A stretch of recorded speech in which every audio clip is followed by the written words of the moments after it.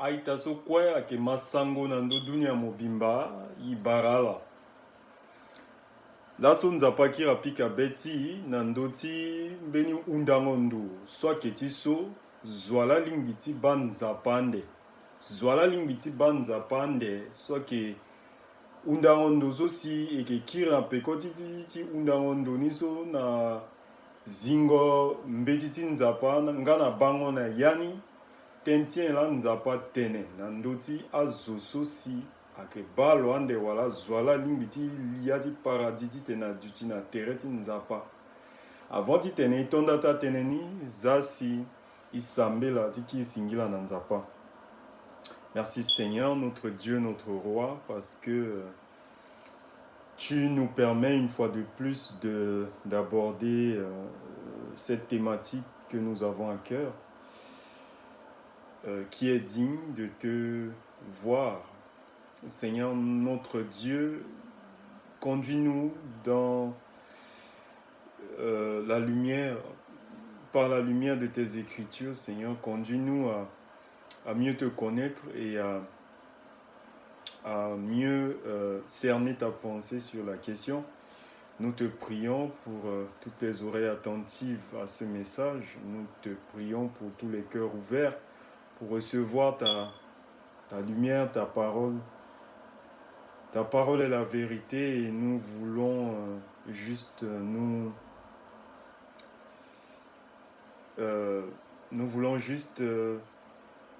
nous référer à elle pour être des enfants qui t'écoutent, être des enfants qui pratiquent suivant tes recommandations, Seigneur. Aide-nous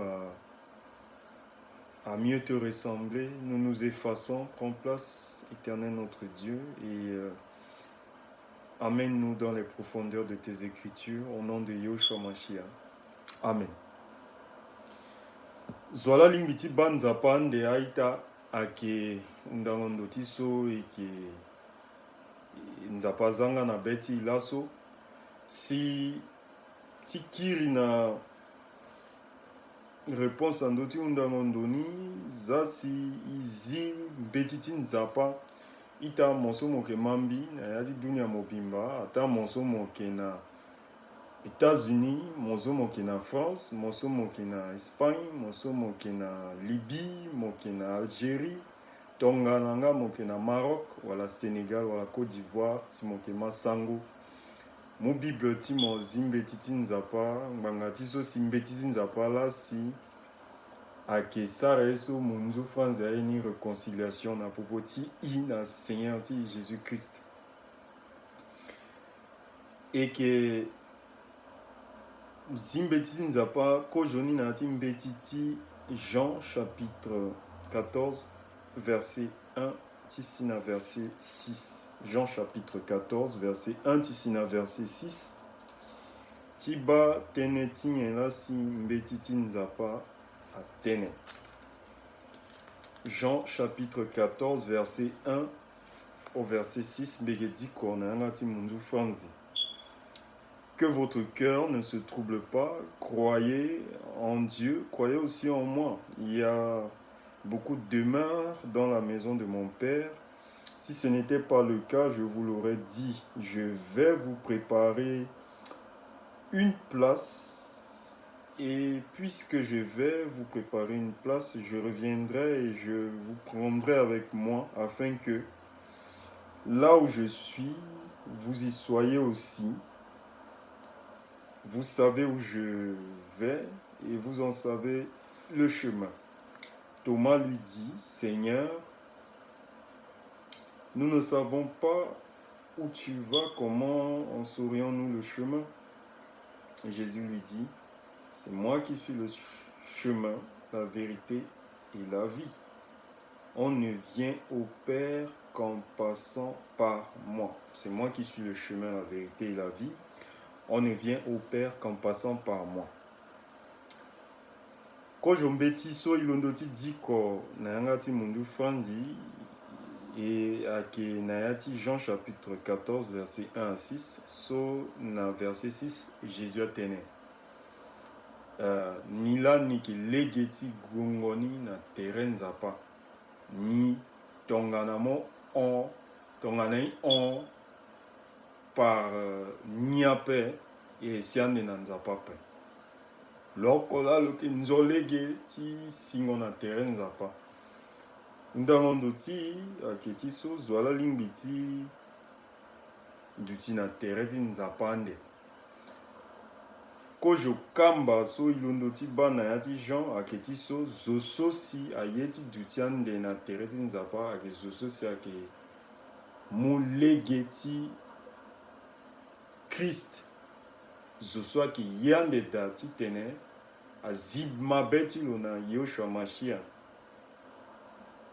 kozo ni ba kozo zo so si akpa ti tene aga aduti na terrain ti nzapa la so ayeke kamba oko zia si i kiri zimbe ti ti Matthieu chapitre 5 verset 8 Matthieu chapitre 5 verset 8 ti ba na ya ni tënë so si mbeti ti nzapa tënë mo zo so si mo yeke nga na bible ti mo na yanga ti sango za si mo zi bible ti mo diko ti ba wala atënë so e yeke tene wala yeke vene wala yeke ta tënë ngbanga ti so aitaton ti so ala hinga e yeke pasteur pepe e yeke prêtre pepe e yeke archevêque pepe e yeke ancien d'église wala imam pepe e yeke gi asengi alego so si ayeke ando ngbere washopari si nzapa ye nga da ti tene apika be ti e ti tene i londo na lege ti tënë ti lo e sara tënë na ya ti ta tënë na zingo mbeti ti lo nga na dikongo ni nga na hundangondo na kiringo na peko ti hundangondo ni na lege ti tënë so lo tene na ya ti mbeti ti nzapa bia ni sango ti ni kue ayeke gue nga na lege ni ape me ayeke sara ngangu na ngangu ti na ya ndo ye ti Jésus Christ ti tene e sara tënë ni na sango ngbanga ti azo so nga si ayeke ma sango e yeke diko ti fani use mbeti ti nzapa na ya ti Matthieu chapitre 5 verset 8 Matthieu chapitre 5 verset 8 mbe diko na yanga ti mundu franzi heureux ceux qui ont le cœur pur car ils verront Dieu. Heureux ceux qui ont le cœur pur car ils verront Dieu. Soit que use mbeti so i londo ti diko ti kiri na peko ti hundangondo ti so zo ala lingbi ti bande nzapa zo ala lingbi ti bande nzapa ayeke zo so si mabe ti lo avuru tongana i ki na peko ti tënë so i londo ti diko yanga ti mundu franzi na ya ti Matthieu chapitre 5 verset 8 soit tene heureux ceux qui ont le cœur pur car ils verront Dieu. Zo so si mabe ti lo avuru ayeke zo so ayeke bande nzapa zo so mabe ti lo avuru ayeke zo ayeke bande nzapa so ayeke kamba use so e ba na ya ti mbeti ti nzapa kozo kamba ni e ba na ya ti mbeti ti Jean chapitre 14 verset 1 à 6 Jésus atene zo so si ayeda na tënë ti ni yeke lege so ague na nzapa zo so ayeda na ni na ya ti mabe ti lo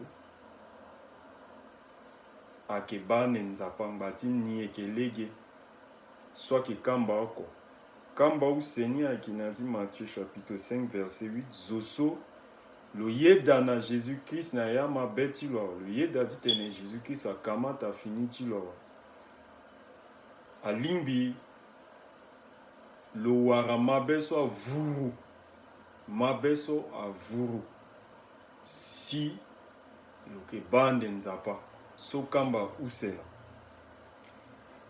e yeke gue na peko ti tënë na ya ti kamba ota na dikongo mbeti ti Hébreu chapitre 12 verset 14. Hébreux chapitre 12, verset 14. Tiba Naya Tenti Nzapa. Zwala Limbiti Dutiande na Tereti Nzapa. Hébreux chapitre 12, verset 14. Tongana Moeke na Bible Timon Itatimbi. Ziati Bible Timon Titen Moan Modiko, Titen Mobawala. Tene niso eke tene ake vene wala ke tatene eke naati Hébreux chapitre 12 verset 14 beke dit qu'on a ngati munju franze.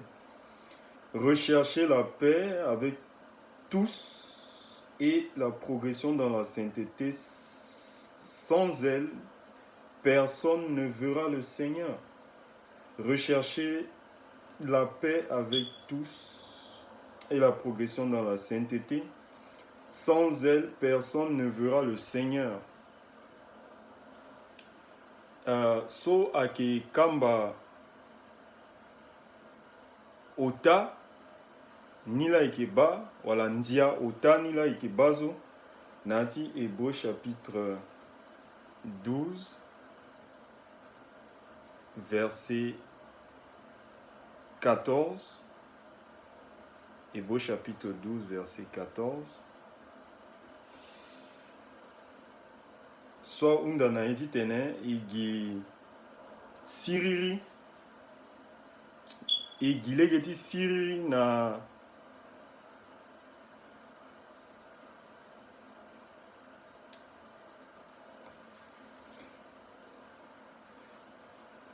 mbeti nzapa unda eti tene igilege ngangu ti duti na siriri na zokwe igi na yalegi ngangu igi isa ngangu ti tene iduti na siriri na zokwe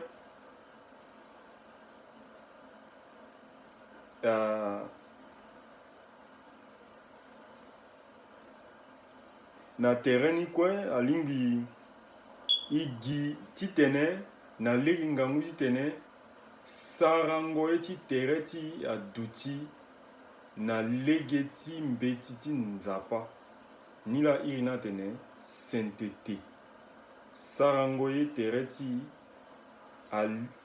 adua ti tene aduti nzoni na lege ti tene ti nzapa. Sarango ye ti tere ti alingbi ti tene adua ti tene aduti nzoni na popo ti wani awa mabe ngana tongana isigi na mbage tia zo ama na bepe sarango ye ti tere ti adua ti tene akpa sarango ye ti tere ti Jésus gbanga ti tongana moke chrétien chrétien kandaka moke kete Christ la moke kete Christ, c'est-à-dire moke molenge ti Christ tongana moke molenge ti baba ti mo alingbi sarango ye ti tere ti mo aduti tongana ti baba ti mo yeso baba na sara ni la molenge ni kue ake sara ngbanga ti le ti molenge ake na tere ti sarango ye ti tere ti baba ti mo. Soniso yati Hébreux 12 verset 14 ake kamba uta ilondo ibana yati Jean chapitre 14 verset 1 à 6 zoso siamana ben à Jésus-Christ soit que legeti gongo na nzapa alingbi ti dutiande na tereti nzapa kamba useni ibanga zoso amana ben à Jésus-Christ on a ti Matthieu 5 verset 8. En plus, si tu es un moment à ben à Jésus-Christ, à Lingbi,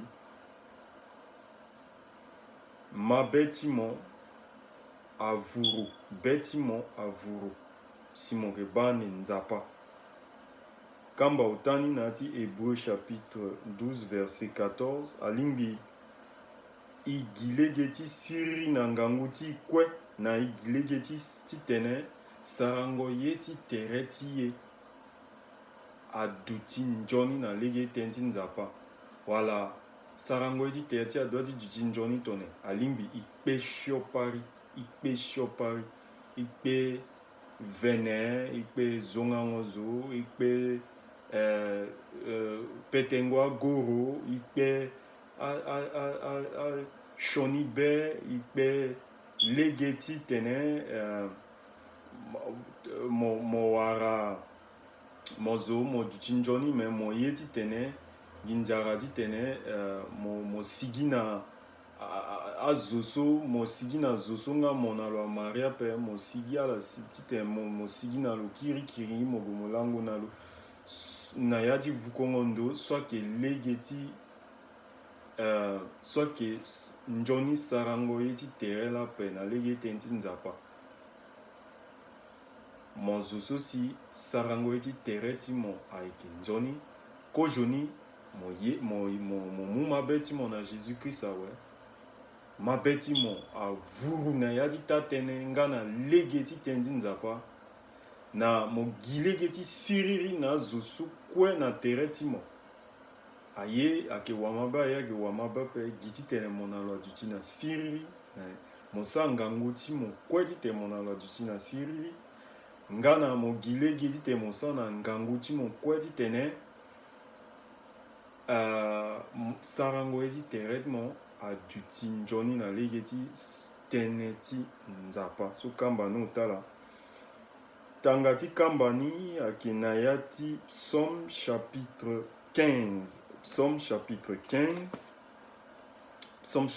15 aitala zi mbeti ti nzapa na ya ti Psaume chapitre 15 ngbanga ti so si ake mbeti ti nzapa la alingbi ti duti tongana yoro so i doit ti nyon lakue ti tene santé ti amai ti tene sarango ti tere ti amai ti tene beti avuru ti tene i ba Jésus na ya beti lakue ti tene i ba Jésus na ya hingo lakue ti tene i duti nduru na tere ti nzapa ngbanga ti mozo so si mo ke wakua ti nzapa wala bazangele ti nzapa wala mwenge ti nzapa alimbi mo zonga zwa pe alimbi mo nzie ti zwa pe alimbi mo pete goro si mo wara ye ti pekona pe alimbi tongana mo sara bon na zo mo hunda ye ti ndonia pe tongana nga mo mu bon ti zo kiri na bon ti zo na tango ni na ngbonga ni tonga so mo ke wara njoni témoignage na mo ke sara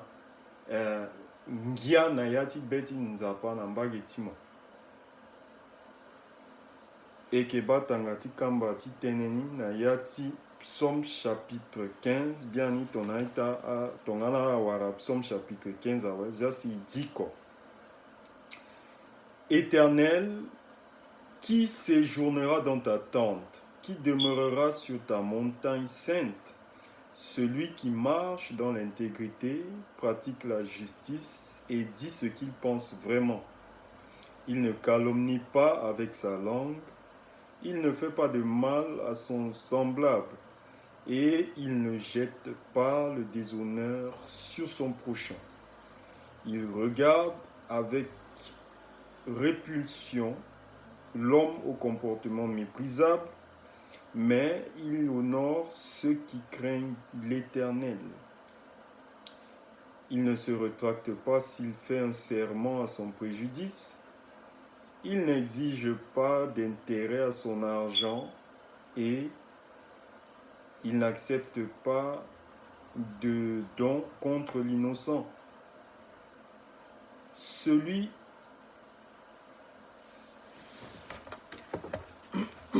Il n'accepte pas de don contre l'innocent. Celui qui se conduit ainsi ne sera jamais ébranlé. Psaume chapitre 15, Bekir Mediko, Nayangati Mundu Franzi, Éternel, qui séjournera dans ta tente, qui demeurera sur ta montagne sainte, celui qui marche dans l'intégrité, pratique la justice et dit ce qu'il pense vraiment. Il ne calomnie pas avec sa langue, il ne fait pas de mal à son semblable, il ne jette pas le déshonneur sur son prochain. Il regarde avec répulsion l'homme au comportement méprisable, mais il honore ceux qui craignent l'Éternel. Il ne se rétracte pas s'il fait un serment à son préjudice. Il n'exige pas d'intérêt à son argent et n'accepte pas de don contre l'innocent. Celui qui se conduit ainsi ne sera jamais ébranlé. Aïta, Kamba Nayati Kamba Oshoni, Kamba Oshona qui Nayati, Psaume chapitre 15. Tongana Isara résumé, Psaume chapitre 15 à Téné. Zoande lak alimbiti bande nzapa. Ake zoso si loki tambla na yat na legeti tatene. Loki tambla na legeti tatene. Zoso alimbande ti bande nzapa la. Zoso si loki tene ena kiri ki rappelle, loki tene godo wape, loki konde ye tia zwape. Konde atene ti lo konde ye tia zwape, loki tene le bumbi na yati bumbi lo tene enape. Bas zoso ande ya ki bande nzapa la. Zoso si loke tongana mbati lo ati lo engya mbati so si mbati lo ati kiri ki rappelle. Loke embati lope loke sara bon ti zo na lo tongana lo mu bon na zo lo unda ye na nduna pe loke yeda na nginza ti tene atuku mene na ndo ti zo na le ti lope ti te aga ti pete goro na maboko ti lo ti tene lo kanga yanga ti lo si atuku mene na tere ti lo na le ti lo tonga so zoni so lo kie ton lo kie na kurgo amara sarango ti tere tonga so ba mara zo tonga so la si nzapa aye. Donc on a un récapitulatif, il a résumé. Il dit qu'on a dit Jean chapitre 14 verset 1 à 6, Jésus a tenu qu'aujourd'hui, je sois ici banzapa, à doiti mana bena ni Jésus-Christ. Batini eke lege so agona babani. Na dit kamba use, ibana dit Matthieu chapitre 5 verset 8. Zozo si le manaben à Jésus, si mabeti lo avuru zoni sola ke banzapa. Kamba otani na dit Hébreu chapitre 12 verset 14. Zoso si manaben à Jésus-Christ, si mabeti lo avuru ouais.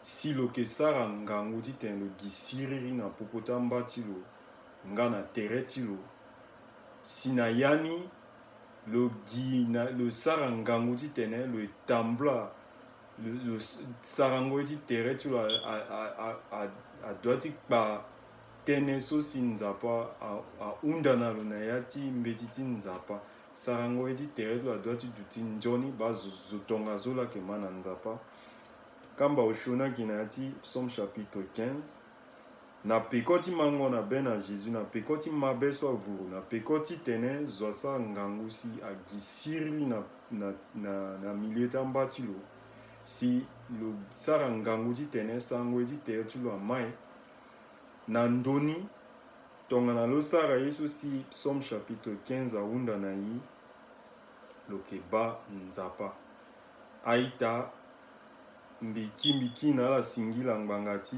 mango